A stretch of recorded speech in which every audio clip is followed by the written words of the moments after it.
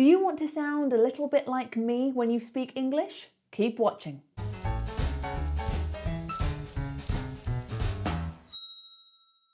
Good morning, good afternoon and good evening. Welcome to Smashing English. Before we start this video, be sure to subscribe because we make new videos all the time and I don't want you to miss any. So with that said, let's get on with the video. Hello, my name is Laura. Lovely to meet you. Hi. I teach people how to do this accent almost every day. Now, what is this accent I'm using? So I would say that I have a standard English accent with some hints of the West Midlands. But for all intents and purposes, my voice is standard English. Received pronunciation, RP, you might have heard this term before. Received pronunciation is a little bit more heightened. So if I were to talk in RP, everything would be a lot more clear. I would say all of my T's. I would say butter and better. I would say, look over there at that lovely cat. So like I said, I teach this accent to English learners a lot.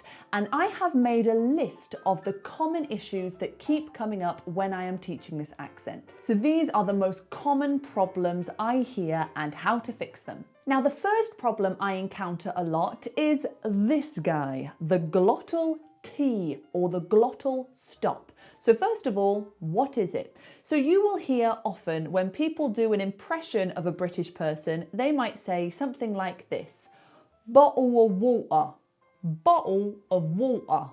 And they don't say the T's. Instead of bottle, they say bottle. What they're doing there is called a glottal stop. So instead of stopping the air with their teeth and going bottle, they're stopping the air in their throat. They're going bot, stop the air, oh, and then they release it. So try doing that. Try stopping the air and then releasing it. Go ah, ah, ah. That's a glottal stop. And yes, British people use it a lot. I just did it there. British people use it a lot. I said use it instead of use it. So it is really common. But what I hear is my students put glottal stops where they don't need one, or they will do a glottal stop and a T. So let me give you an example of that. The word better. I have heard my students do better, better. So they are glottal stopping and then doing a T, better or water. That's not correct, okay? We either do a glottal stop or we do a T. We can't do both. So the best thing to do for clarity is try to pronounce as many T's as you can, because it just helps everything sound much more clear and anyone can understand you. So when you have this word, better, better, water, water. However, if you do need to do a glottal stop, let's say that's the kind of voice you want, make sure it's in the right place. I've heard a student before say thinking, thinking, and he's putting a glottal stop in there, but there's no T. He's doing it before a K sound. So make sure you're reserving it for T's and don't overdo it. So if you have a sentence like this, I thought about it, try not to go, I thought about it. Don't put too many in there, okay? So just be careful with the glottal stop. Don't overuse it and don't use it where it's not supposed to be there. So try recording yourself, listen back and see if you are doing too many glottal stops. Okay, on to the next tip. Many experts believe that the best way to master an accent is through imitation. Like dialect coach Sammy Grant says when talking to voices.com, the only true way to learn a new accent is by speaking with that accent. Sometimes the best way to start is by doing an extreme impression of someone. Find someone who has the accent you want, find multiple people, and then consume so much content from them that you could easily do an impression of them. Now, in order to do this for this accent, you're going to have to consume a lot of British content. Maybe even British media that is blocked in your country because you're outside of the UK. Now, how can we get past that? Oh, I know, by using NordVPN. NordVPN has a huge network of servers. When you connect to one of these servers, you can virtually change your location, making it appear as if you're browsing from another part of the world. That means you can access content previously blocked in your country. So if you've decided that you really want to sound like Tom Hiddleston, you can access all the interviews, TV shows and films he's done and really work on that imitation. And if you've downloaded NordVPN for this reason, you are also going to benefit from their threat protection feature. It blocks trackers, malicious ads, harmful websites and infected files. So you can browse with confidence knowing that you're protected. Who wants their internet fun ruined by someone hacking their data? Not me, not Tom Hiddleston, and not you. Get 4 bonus months on top of a 2-year plan, plus up to 10 GB Saley data voucher here. nordvpn.com/smashing. Saley is a new eSIM service app. Here you can choose from several affordable eSIM plans in over 150 countries. And it's risk-free with NordVPN's 30-day money-back guarantee, so go, go, go! My next tip to ensure you have the most perfect standard English accent is to master these sounds. Okay, so I have written down the most common sounds that people seem to struggle with, and I'm going to teach them to you now. So if you can do these sounds perfectly, you are very close to having a lovely, consistent accent. The first one is O. O. Oh. Now, the problem that people have with this sound is they don't start it correctly. They tend to go too tight, so they will say oh. So they will say no, no, and they go too tight. So O is a diphthong, which means it's made of 2 sounds that go one to the other. It goes oh. It kind of changes. So the first sound we have is open, I want you to make a schwa sound, make a completely neutral sound, Now hold that for me. We sound a bit stupid. So you're going to do a very stupid sound, okay? Then I want you to slowly close your lips to a So it's going to go like this.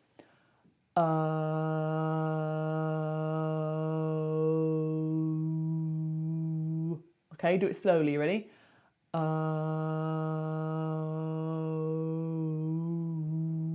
That's the sound. It's not It's not that. Can you hear the difference? It starts on an So let's look at some words. So we've got no, no, no. Or we've got show, show, show. Okay, so the trick with that sound is the start of it. Make sure you are confident on how to start that sound. Okay, let's move on to the next sound. The thinking sound. Everyone finds it so difficult because it feels so unnatural for so many people. So this is the sound that goes like this.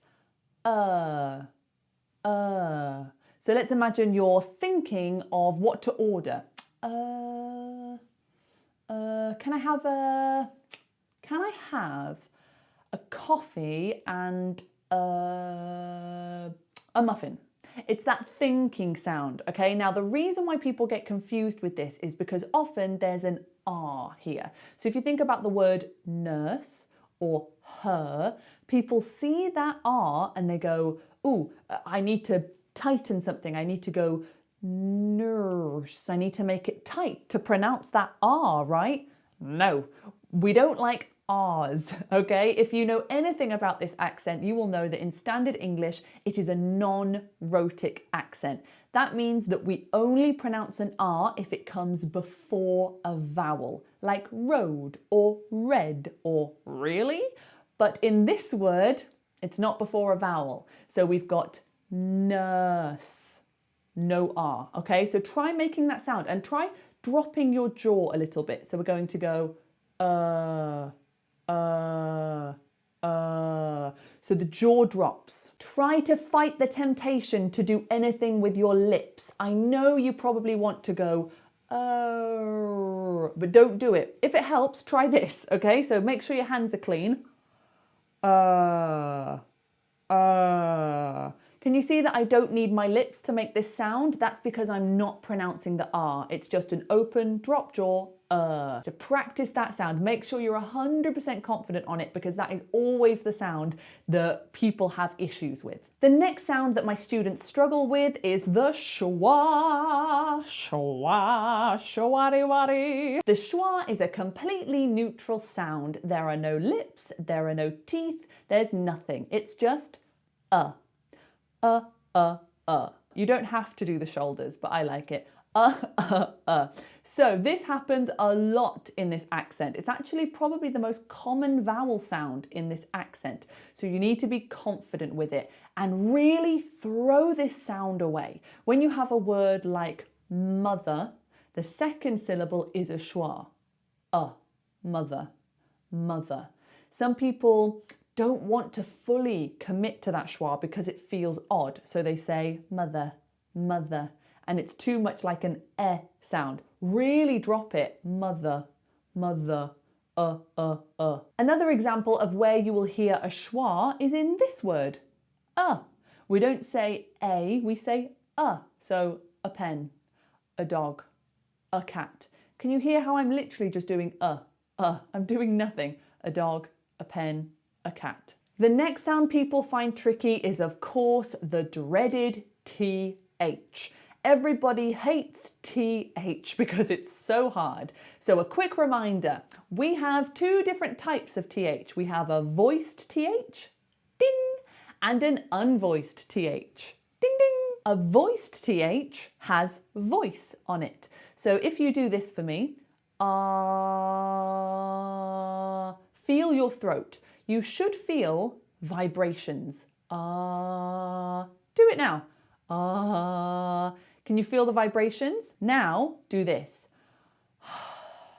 Just breathe. Do this. No vibrations. So when your throat vibrates, that means you are using your voice. If it's not vibrating, you're not using your voice. So a voiced TH sounds like this. Feel that buzz. An unvoiced TH sounds like this. No voice, okay? You have to be confident with these two. So practice them, practice them, practice them every day. Because what often happens is my student will have a great accent, but then they say something like this. I saw the cat. I saw the cat. And they turn it into a d. But it needs to be I saw the cat. That would be voiced. I saw the cat, the cat. So the best way to practice your TH is you can watch my video. I've got a whole video on the TH sound. I will link it down below. But the best thing to do is learn how to speak in TH speak. So that means you speak normally, but you make your THs about 3 seconds long. So maybe find a book or something you can read, and every time you come across a TH, I want you to make it 3 seconds long. So for example, I saw the cat and it was sat on the wall, and I thought it was strange because I usually think about cats sitting on the wall. Stretch it out, because if you do it for longer, it gives your mouth more time to find the position and get confident with the position. Once you can do it for 3 seconds, you can shorten it to 2 seconds, then 1 second, and then you've got it. But don't give up on the TH. I know it's hard, but don't give up. On to the next sound. How do you think we say this word in a standard English accent? How do you think? If you said good, not quite. If you said good, you got it. So the tendency is my students like to go ooh. When they see 2 O's, they go ooh. But that's not always correct. A lot of the time, our lips need to do this. Like that. So one lip goes up, the other lip goes down, like that. Do you see it? It's a very attractive face. Like that. If you look at the symbol for this sound, it even looks like your lips. It looks like it's got your top lip doing that and your bottom lip doing that. So try to remember that symbol. See the difference? Ooh. Can you you see my lips coming out every time? So practice that one and make sure you know that it's different to an oo. And the final sound that my students struggle with is oh. Oh. Seems simple, but people really struggle with it. So take a word like pot. Pot. We want to make the sound oh. Oh. So it's very different to o. It's very different to a. It's oh. Now, weirdly, we also have this sound in the word what.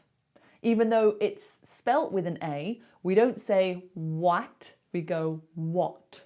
What. So get that what perfect, because we use the word what all the time. So if you can say that perfectly, it'll help you a lot in your everyday conversation. Okay, those are the sounds I want you to focus on if you want to have a perfect accent, because they are usually the ones that most people struggle with. Okay, moving on to the next tip. If you watched my video on intonation, you will know that I love the book How to Do Standard English Accents by Eda Sharp and Jan Hayden Rowells.